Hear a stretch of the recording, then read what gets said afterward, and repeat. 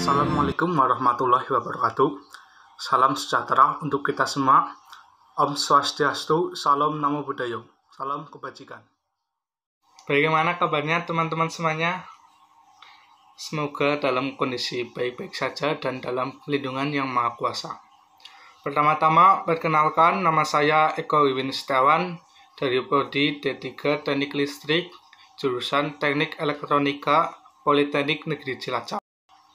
Di sini kita akan belajar bersama mengenai current transformator atau trafo arus. Langsung saja kita menuju ke materinya. Trafo arus, current transformator, yaitu peralatan yang digunakan untuk melakukan pengukuran besaran arus pada instalasi tenaga listrik di sisi primer yang berskala besar dengan melakukan transformasi dari besaran arus yang besar menjadi besaran arus yang kecil secara akurat dan teliti untuk keperluan pengukuran dan proteksi. Fungsi dari trafo arus adalah 1. Mengkonversi besaran arus pada sistem tenaga listrik dari besaran primer menjadi besaran sekunder untuk keperluan pengukuran sistem metering dan proteksi. 2. Mengisolasi rangkaian sekunder terhadap rangkaian primer sebagai pengaman terhadap manusia atau operator yang melakukan pengukuran. 3. Standarisasi besaran sekunder untuk arus nominal 1 ampere dan 5 ampere. Secara fungsi, trafo arus dibedakan menjadi 2.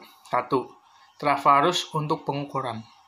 Trafo arus pengukuran untuk metering memiliki ketelitian tinggi pada daerah kerja, 5% sampai dengan 120%. Arus nominalnya tergantung dari kelasnya dan tingkat kejenuhan yang relatif rendah dibanding trafo arus untuk proteksi. Penggunaan trafo arus pengukuran untuk ampermeter, wattmeter, FAR meter, dan Rossby meter. Trafo arus proteksi.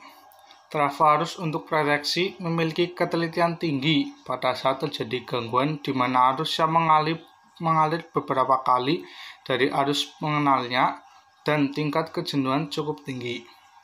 Penggunaan trafo arus proteksi untuk relay arus lebih, OCR dan GFR, relay beban lebih, relay diferensial, relay daya, dan relay jarak. Perbedaan mendasar trafo arus pengukuran dan proteksi adalah pada titik saturasi seperti pada kurva di bawah ini.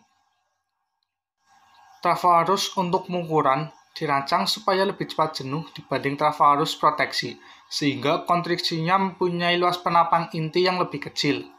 Bisa dilihat pada gambar. Jenis-jenis trafo berdasarkan konstruksi dibagi menjadi tipe cincin, tipe cor-coran, tipe tangki minyak, dan tipe trafo arus bushing. Berdasarkan pemasangan dalam atau indoor, pemasangan luar atau outdoor. Jenis trafo arus berdasarkan jenis isolasi. 1. Trafo arus kering. Trafo arus kering biasanya digunakan pada tegangan rendah, umumnya digunakan pada pasang dalam ruangan atau indoor. 2. Trafo arus cast resin. Pada trafo arus ini biasanya digunakan pada tegangan menengah, umumnya digunakan pada pasang dalam ruangan indoor. Misalnya, trafo arus tipe cincin yang digunakan pada kubikel. Trafo arus isolasi minyak banyak digunakan pada pengukuran arus tegangan tinggi, umumnya digunakan pada pasang luar ruangan atau outdoor. Misalnya, trafo arus tipe bushing yang digunakan pada pengukuran arus pengantar tegangan 70 kV dan 150 kV.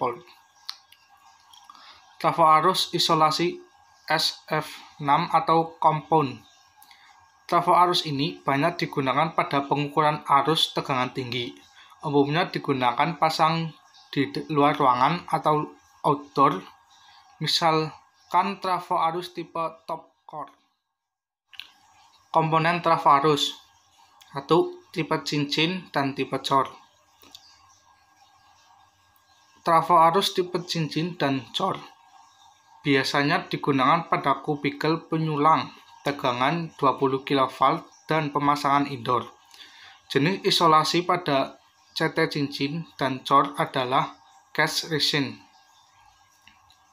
Bagian-bagiannya, yang pertama, nomor 1 itu terminal utama, nomor 2 terminal sekunder, nomor 3 kumparan sekunder, dan nomor 4 pengait.